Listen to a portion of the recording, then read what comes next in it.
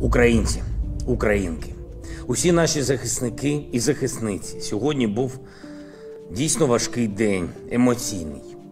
Відвідав наші міста на Київщині, які ми звільнили від окупантів – Stoyanka, Irpin, Bucha. Presiden Ukraina Volodymyr Zelensky tampaknya mulai tak tahan digempur terus-terusan oleh Rusia. Kini dia mengeluarkan pernyataan ekstrim soal kemungkinan Ukraina masuk ke anggotaan NATO.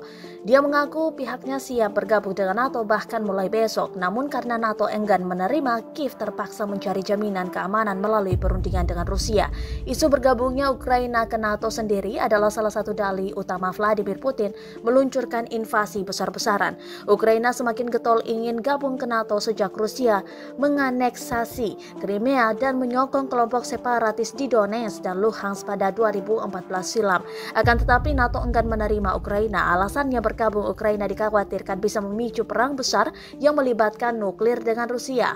Zelensky mengaku pihaknya masih berkehendak gabung NATO dan menentang syarat Rusia. Namun mengingat keengganan NATO dan proses negosiasi yang berlangsung, keinginan itu kemungkinan besar tak akan terwujud. Zelensky mengaku mengungkapkan hal ini karena Ukraina sudah kehilangan terlalu banyak nyawa untuk takut mengungkapkan apa yang kami pikirkan, tuturnya. Untuk bergabung dengan NATO kami siap gabung NATO besok. Menentang syarat-syarat Rusia kami tidak menyembunyikan apapun, kata Zelensky Selasa 5 April 2022 dikutip dari Associated Press. Українці, українки, усі наші захисники і захисниці. Сьогодні був дійсно важкий день, емоційний. Відвідав наші міста на Київщині, які ми звільнили від окупантів – Stoyanka, Irpin, Bucha. Звичайно, зараз ця місцевість виглядає вже не так, як вчора. Тіла убитих людей, убитих українців вже забрали з більшості вулиць, але у дворах, будинках вбиті ще залишаються. Міста просто розбиті, на дорогах спалена військова техніка, розбиті і розстріляні машини.